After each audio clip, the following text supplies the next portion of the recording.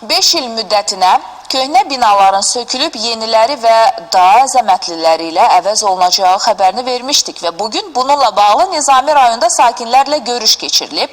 Mərhələli şəkildə rayonda olan 131 qəzalı bina söküləcək, sakinlər daha rahat mənzillərlə təmin olunacaq.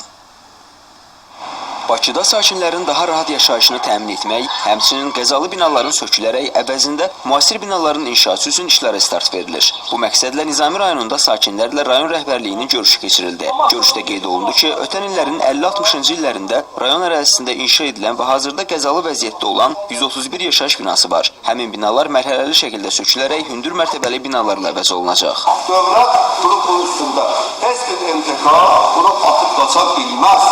O mümkün deyil. Ondan ərazi yol rəzi başqa kəsilməzdə bir şəkil gətirir. Əllərin verilməsinə qədər dövlət onun üstünə nəzarət edir.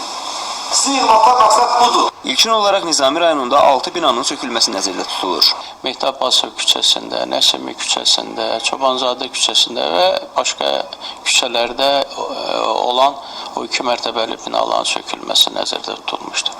Burada da dəvət olunan şirkətlərlə vətəndaşlar arasında qarşılıqlı razılaşma əsasında müqavilələr bağlanır, kirayə mənzillərə köçürüləcəklər.